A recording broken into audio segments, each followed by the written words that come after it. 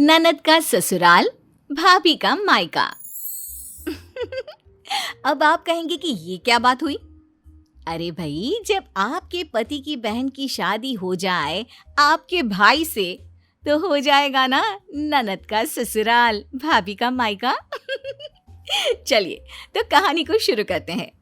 शशि अपने भाई का रिश्ता लेकर अपनी सास के पास जाती है। ये मेरा भाई है माँ जी, अच्छा कमा रहा है, अच्छा दिखता भी है, आप तो जानती ही हैं। कोई अच्छी लड़की हो तो बताइए। अरे तुम लोगों का तो खानदान इतना सीधा है कि मैं तो अपनी बेटी की ही बात करना चाहती थी। तेरी ननद को दिखाना, अगर उसे अच्छा भला घर मिल जाता है तो सब निश्चिंत हो जाएंगे, क्यों?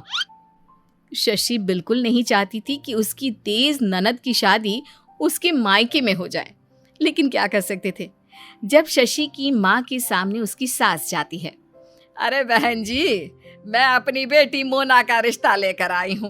वो क्या है ना, हमने आपकी बेटी संभाली, आप हमारी संभाल लो, हैं? शशि माँ की तरफ देखती है जैसे कह रही हो कि माँ मना कर दे, मना कर दे।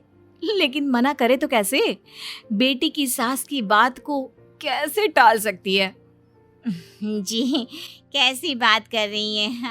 आपका आदेश सर आंखों पर। बस एक बार ना रवि से पूछ लेती हूँ। वो क्या है ना, आजकल के बच्चों का तो पता ही है, हम शादी तय कर दें और ये ये कहीं और नैन मटका करके बैठा हो। ये बोलकर शशि की माँ शशि की ओर देखकर आंख मार देती है, क्योंकि अब तो गेंद रवि के पाले में है। उसी को बेस बनाकर शादी के रिश्ते के लिए मना कर देंगे। कम से कम बेटी के मायके में ससुराल का कोई जासूस तो नहीं होगा। लेकिन कहते हैं ना, जो होना होता है वो तो होकर रहता है, तो आ जाता है रवि भी। अरे आंटी जी, आप कैसे आना हुआ?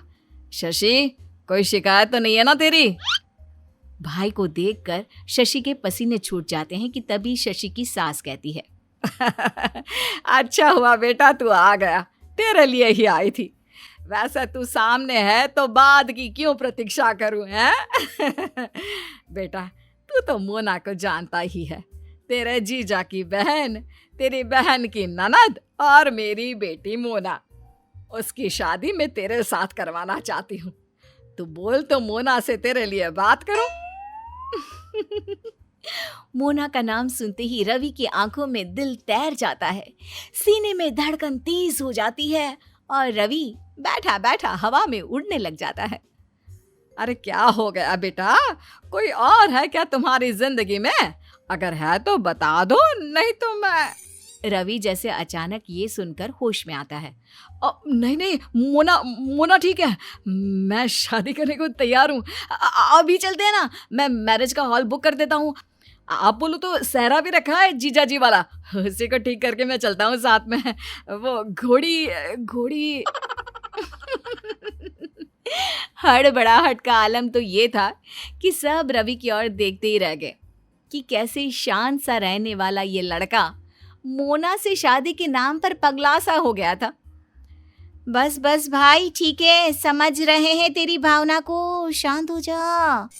नहीं नहीं, मैं किसी भावना को नहीं जानता, मैं तो सिर्फ मोना को जानता हूँ। मेरी तो बस कल ही शादी करवा दो मोना से। हाय रे, शशि और उसकी माँ रवि की ओर देखती ही रह गई। वहीं शशि की सास यानी कि मोना की माँ, हाँ हाँ क्यों नहीं, चट मंगनी पट ब्याह करते हैं, बेटा चिंता ना कर। और फिर हो जाती है मोना की शादी शशि के भाई से। शादी के बाद, देख मोना, मेरी बेटी तेरी ननद है और तू मेरी बेटी की ननद, तो रिश्ता ऐसा है कि सबको समझदारी से चलना होगा। ये ना हो कि दोनों घर का प्यार लड़ाई में पलट जाए। अच्छा, तो ये बात अपनी बेटी को समझाती ना। मैं तो ना किसी से लड़ती हूँ, ना ही ऐसा कोई शौक है। और हाँ माँ जी, जरा अपनी बेटी को समझा दीजिएगा, सुबह मेरी माँ को चाय नहीं देती है वो। अरे तो तू कौन सा अदरक कूट कर खड़ी रहती है, तू भी तो चाय नहीं देती मुझे, हैं? बस बात तो हो गई सासू बहू के बीच, लेकिन ये बात चिंगारी की तरह अब आगे बड़ी आग का रूप लेने वाली थी। मोना अपनी माँ को फोन करती है। पता चल गया माँ कि भाभी आपको चाय क्यों नहीं देती है। क्यों बेटा, पहले तो रोज चाय लेकर खड़ी रहती थी। जब से तेरी शादी हुई है चाय मैं खुद ही बना रही हूँ। बता बेटा क्या माजरा है? वो क्या है ना माँ कि मैं यहाँ अपनी सास को नहीं देती हूँ ना चाय, तो उसी का बदला ले रही है भाभी। अच्छा तो ये है मजाल। रुक, अभी इसकी सारी हेकड़ी निकालती हूँ, और यहाँ से रो कर जब वहां मायके जाएगी ना तो तू उसका जीना हराम कर देना। बस फिर पता चलेगा कि क्या होता है सास से पंगा लेने का हाल। तो देखा, जिस माँ को ये समझाना चाहिए था कि बेटी सास को 1 कप चाय देने में तेरा क्या जाता है, दिया करना समय पर वो तो अपनी भाभी का मायके में जीवन हराम करना सिखा रही थी। अब आगे। माँ जी, मैं ना कुछ दिनों के लिए मायके जा रही हूँ। वो क्या है ना, बहुत दिनों से काम कर करके मैं थक गई हूँ। और हाँ माँ जी, मोना को कह दीजिए कि मैं आ रही हूँ तो वो यहाँ आने का प्लान कर ले। मैं क्यों बोलूं? तेरे घर की बहू है, वो तू जाने तेरी माँ जाने। मैं बेटी को गलत संस्कार ना देती हूँ और ना ही मेरी बेटी कुछ गलत करती है, समझी? समझती हूँ मैं सब। माँ ना गलत बोलती नहीं, लेकिन सही भी करने की सलाह आपने कभी दी नहीं होगी। मेरी माँ परेशान रहती है वहां पर। शशि इतना कहकर शांत हो जाती है, लेकिन सास भी सास होती है। शशि घर से निकली नहीं कि बेटी को फोन कर देती है। अरे वो तेरी भाभी आ रही है। हद है, क्यों आ रही है ये? और वहां कौन संभालेगा आपको? कौन देखेगा घर का खाना, टिफिन? अरे इतना सोचने वाली बहू हो तब तो हमें स्वर्ग ही मिल जाता, लेकिन उसे तो किसी चीज की फिक्र ही नहीं है। बाकी तू देख लेना क्या कर सकती है। मैं क्या कर सकती हूँ? मैं तो बस खाना बना दूंगी और सो जाऊंगी।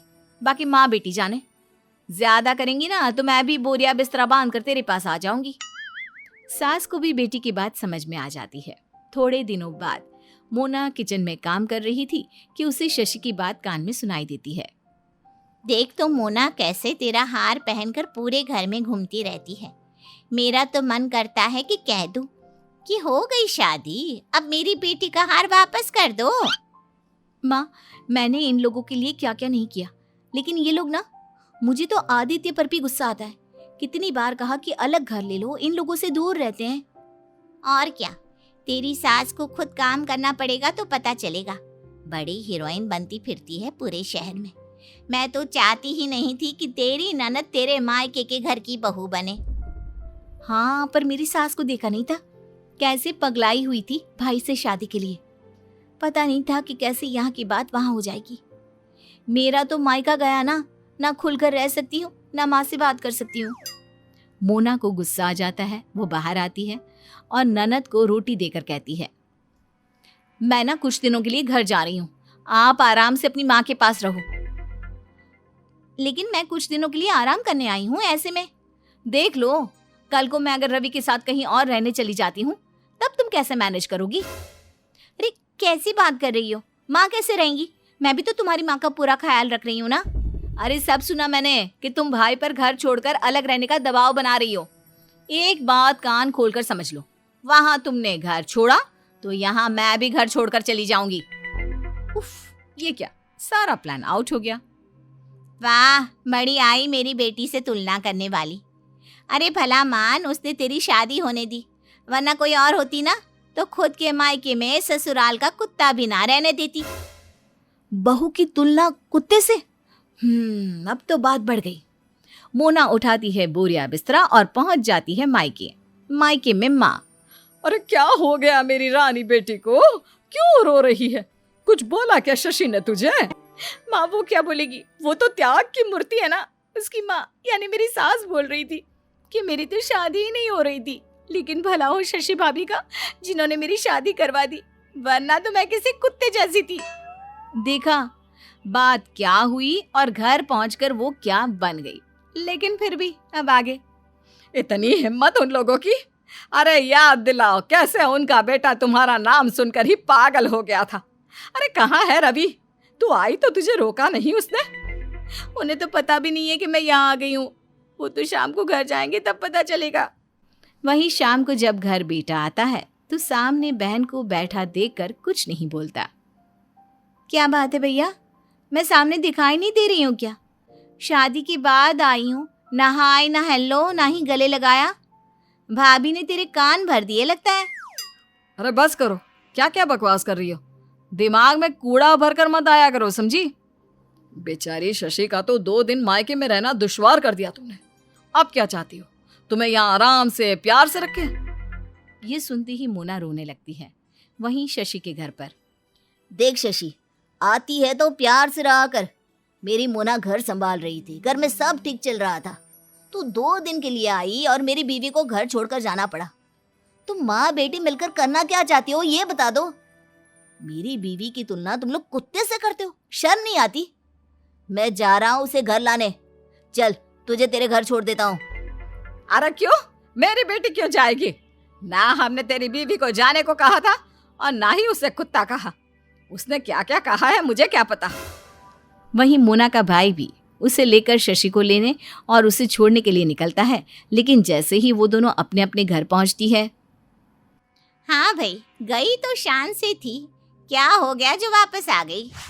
वहीं मोना की सास, अरे गई थी तो रहती ना, आ क्यों गई? दोनों कुछ नहीं कहती और किचन में लग जाती है काम करने। फिर न जाने दोनों को क्या होता है, दोनों एक दूसरे को फोन करती हैं। भाभी भाभी क्या? मैं तो तेरे लिए शशि हूं ना। माँ के घर में ना आराम था। हाँ, लेकिन ये है ना। अच्छा, मैं क्या कह रही थी, अब जो हो गया उसे भूल जाते हैं और रिश्ते को सुधार लेते हैं, तो ही हम लोग आराम से अपने मायके में रह पाएंगे। शशि को भी मोना की बात अच्छी लगती है। दोनों मिलजुल कर रहती हैं और ससुराल को मायका और मायके को ससुराल बनाने की कोशिश नहीं करती। लेकिन कहानी में अभी ट्विस्ट है। आप कहेंगे कि ये बदलाव आया कैसे दोनों में, तो उसके पीछे हैं ये दोनों मोना का पति और शशि का पति। वाह जीजा जी, क्या आइडिया निकाला है। अब वो दोनों मायके की लालच में लड़ेंगी नहीं और हम दोनों भी खुश, क्यों?